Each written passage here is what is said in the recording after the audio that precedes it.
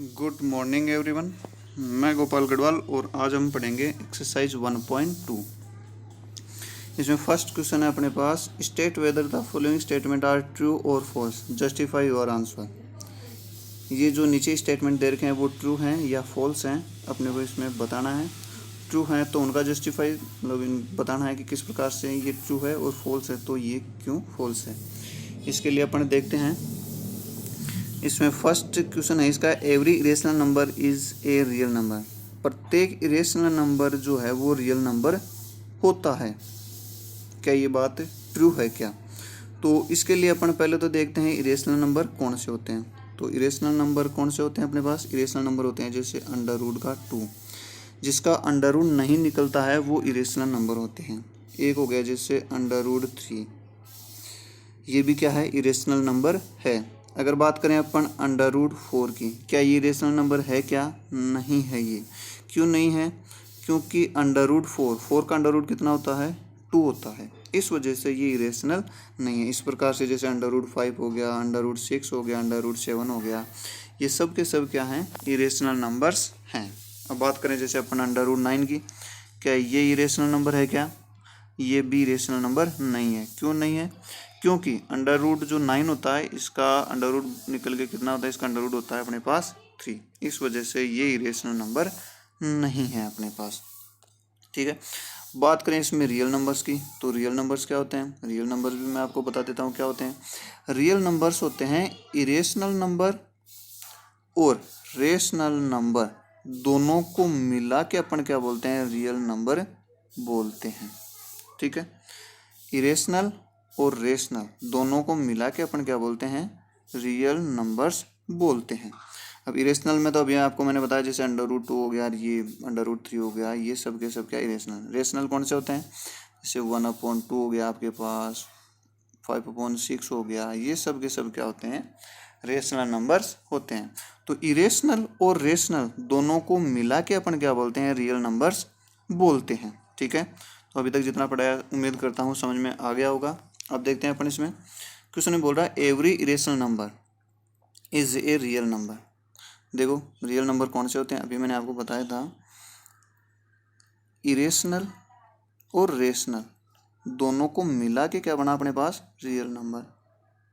अब देखो स्टेटमेंट क्या बोल रहा है, every irrational number is a real number. क्या प्रत्येक इरेशनल नंबर, इरेशनल में तो खूब सारे हैं, under root 2, under root 3, under root 5, under root 6 जो भी हैं, ये सब के सब रियल नंबर होते हैं क्या?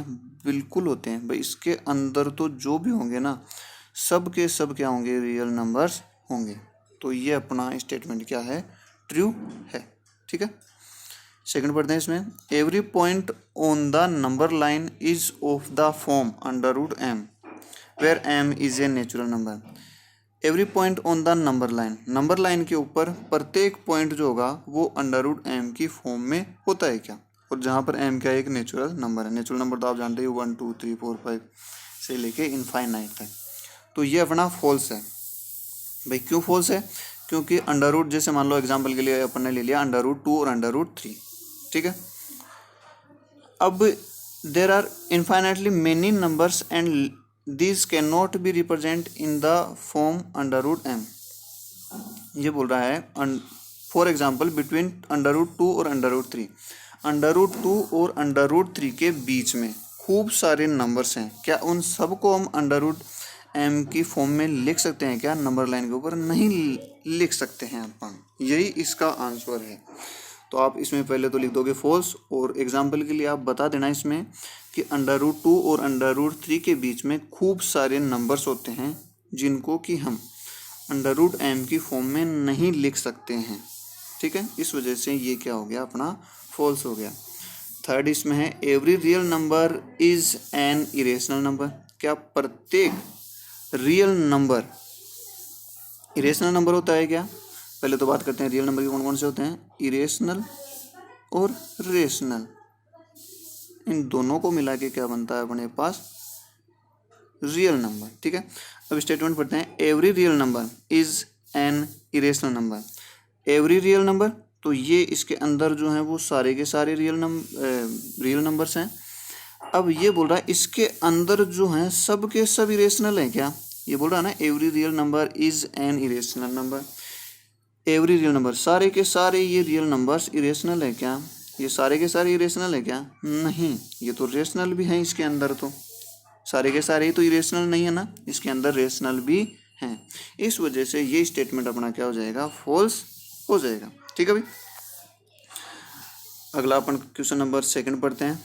और the square root of all positive integers irrational. और यह शुरू में आर बोल दिया, इसका मतलब क्वेश्चन मार्क्स हो गया एक तरह से। और the square root of all positive integers, अपन सभी पॉजिटिव इंटीजर्स का यदि अंडर रूट निकालते हैं तो क्या ये सब के सब इरेशनल होते हैं क्या? निकाल के देख लेते हैं अपन। जैसे अपने पास हो गया ये हो गया √2, इसका तो नहीं निकलता तो ये तो इरेशनल हो गया। √3, इसका भी अंडर रूट नहीं निकलता तो ये भी इरेशनल हो गया। √4, क्या ये इरेशनल है क्या? नहीं है, क्योंकि 4 का अंडर रूट कितना होता है? 2 होता है। इस वजह से ये तो इरेशनल नहीं है, ये तो अपने पास क्या आ गया? रेशनल आ गया। इसका मतलब इसकी बात गलत साबित हो गई। और ये बोल भी रहा है अपने से इफ़ नॉट तो एग्जाम्पल दो, तो एग्जाम्पल में अपने लिख दिया 4। और फिर से तो एग्जाम्पल के लिए आप ये भी लिख सकते हो कि जैसे अपने पास 9 होता है, इसका अंडर रूट कितना होता है भाई? 9 का होता है 3। तो ये भी तो एक एग्जाम्पल है। तो आप 4 का लिख सकते हो, चाहे 9 का लिख दो, चाहे आप 16 का लिख दो, किसी का भी एक एग्जाम्पल आप लिख सकते हो। तो बात समझ में आ गई होगी कि सभी के सभी रेशनल नहीं होते हैं, रेशनल भी होते हैं। ठीक है भाई। आगे बढ़ते हैं अपन।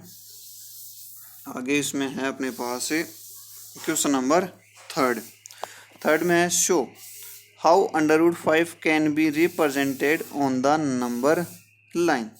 आप √5 को किस प्रकार से नंबर लाइन के ऊपर रिप्रेजेंट करोगे? ठीक है, तो इसके लिए अपन देखते हैं एक बार थोड़ा सा। ये 5 हो गया आपका √5। √5 को मैं थोड़ा सा इस प्रकार से लिख सकता हूँ क्या? 4 + 1 लिख सकता हूँ। अंडर रूट के अंदर ही है ये 4 + 1, ये भी तो 5 ही होता है ना। अब इसको मैं थोड़ा सा और लिख सकता हूँ क्या इस प्रकार से? किस प्रकार से? 4 किसका स्क्वायर होता है? 2 का स्क्वायर। भाई 2 का स्क्वायर यदि आप करोगे तो वापस 4 आ जाएगा आपके पास। प्लस 1 को मैं इस प्रकार से लिख सकता हूँ 1 का स्क्वायर। भाई 1 का स्क्वायर करो, चाहे क्यूब करो, चाहे इसकी 4 पावर लगाओ, कितनी भी पावर लगा दो, वापस 1 ही आना है अपने पास। और 2 का स्क्वायर, 2 को 2 बार मल्टीप्लाई करोगे तो वापस अपने पास क्या आ जाएगा? 4 आ जाएगा। इसको इस प्रकार से लिखा क्यों है अपन ने? इसको अपन ने थोड़ा सा इसको सोल्व करने के लिखा है इस प्रकार से। क्यों भाई? अपने को इसको क्या करना है? नंबर लाइन के ऊपर शो करना है। और नंबर लाइन के ऊपर यदि शो करना है तो इसको थोड़ा सा अपने को तोड़ना पड़ेगा। ठीक है, और तोड़ा अपन ने इस प्रकार से इसको लिख दिया। एक तो 4 लिख दिया और एक 1 लिख दिया। 4 + 1 लिख दिया, और इस 4 का स्क्वायर 2 का स्क्वायर होता है और 1 का स्क्वायर होता है। अब नंबर लाइन पे यदि अपन इसको शो करना चाहते हैं तो नंबर लाइन के लिए अपन ने, जैसे ये नंबर लाइन इसने दे रखी है। अब नंबर लाइन पे क्या है भाई? जैसे ये 0 है यहाँ पर, ठीक है, तो एक तो 0 नीचे वाली लाइन पे अपन ले लेंगे 2 भाई। यहाँ पर 1 हो गया, और यहाँ पर जो ये आपका पॉइंट है यहाँ पर कितना है? 2 है। यहाँ तक अपन ने क्या ले लिया? एक ये लाइन पे यहाँ तक मार्क कर लिया। ठीक है, यहाँ तक अपन ने इस पे क्या कर लिया? मार्क कर लिया। ये 2 है यहाँ तक। और ये अपन कंपास से करेंगे ये चीज़, है ना। कंपास लेंगे और उसमें पेंसिल डालेंगे, तो कंपास की नोक तो आप यहाँ पे रखोगे, और यहाँ से 2 सेंटीमीटर का आप एक आर्क लेओगे। स्केल से 2 सेंटीमीटर इस कंपास के अंदर ले लेना और एक आर्क काट देना। तो आपका आर्क कुछ इस प्रकार से कटेगा। ठीक है यहाँ पर। अब इसके बाद में यहाँ पर अपन क्या करेंगे? परपेंडिकुलर डालेंगे। कहाँ पर? जहाँ पर ये आर्क कटा है। यहाँ पर परपेंडिकुलर डालने के, परपेंडिकुलर का मतलब होता है 90 डिग्री का एंगल बनाना, जो कि आप पहली क्लास में पढ़ चुके हो पहले। जैसे 90 डिग्री एंगल बनाने के लिए आप क्या करते हो? जैसे यहाँ पर मेरे को ये 90 डिग्री एंगल बनाना है, तो इसके लिए अपन क्या करते हैं? अपने कंपास को थोड़ा सा ओपन करते हैं।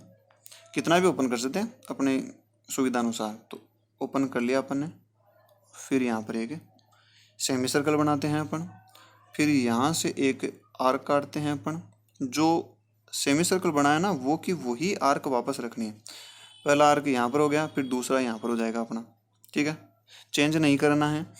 और उसके बाद में एक बार कंपास की नोक आप यहाँ पे रखोगे तो ऊपर की तरफ आर्क कटेगा, एक बार यहाँ पर कंपास की नोक रखोगे तो ऊपर की तरफ कटेगा।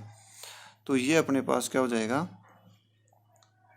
90 डिग्री का एंगल हो जाएगा ये यहाँ पर। ठीक है, आप कंपास से बनाओगे तो आपसे बिल्कुल एक्यूरेट बनेगा। तो इस प्रकार से यहाँ पर भी आप इसी प्रकार से करोगे। यहाँ पर ये 90 डिग्री का एंगल बनाया हुआ है भाई, ये इसी प्रकार से जैसे ये मैंने बताया ना अभी, इस प्रकार से ये 90 डिग्री का एंगल बन गया आपका। इस लाइन को आपने ऊपर तक बढ़ा दिया यहाँ पर। ठीक है, ऊपर तक ये लाइन गई। अब यहाँ पर जैसे अब इसको क्या करना अपने को, यहाँ पर ऊपर तक बढ़ने के बाद में 1 सेंटीमीटर का आर्क यहाँ पर काट दो आप। क्यों काट दो, क्योंकि अभी मैंने आपको बताया नहीं था क्या, √5 जो होता है वो क्या होता है 2 का स्क्वायर और प्लस 1 का स्क्वायर। तो ये 2 तो अपने ये जो 2 है ये तो नीचे ले लिया अपने यहाँ से लेके यहाँ तक, और ये जो 1 है ये ले लेंगे अपन यहाँ तक ऊपर। यहाँ से कंपास की नोक रखोगे यहाँ पर और फिर यहाँ से 1 सेंटीमीटर का आर्क ऊपर की तरफ वापस काट दोगे। जहाँ पर क्रॉस होता है उसको इस जीरो से आप क्या कर दोगे, मिला दोगे। मिलाने के पश्चात ये अपना एक ट्रायंगल बन गया। और ट्रायंगल बनने के बाद में आप कंपास की नोक फिर से यहाँ पर रखोगे, और यहाँ पर रखने के बाद जो ये डिस्टेंस है ना यहाँ वाली, इस यहाँ तक की, इस डिस्टेंस का एक आर्क लेके इस प्रकार से आप काट दोगे। और ये काट दोगे तो ये हो गया अपना, यहाँ पर मिल गया यहाँ पर। ठीक है, तो ये जो डिस्टेंस है आपके यहाँ से लेके यहाँ तक कटने तक, जीरो से लेके यहाँ तक, ये है आपकी √5 को शो करती है। ठीक है भाई, उम्मीद करता हूँ बात समझ में आ गई होगी, और नहीं समझ में आई तो इस वीडियो को आप वापस रिवाइज कर लेना। ठीक है, ये अपनी एक्सरसाइज आज की कंप्लीट होती है। ये जैसे 1.2 आज अपने पढ़ ली, इसमें 3 क्वेश्चन थे और कंप्लीट हो चुके हैं। तो आज के लिए बस इतना ही। वीडियो को लाइक करें और सब्सक्राइब करें। Thank you.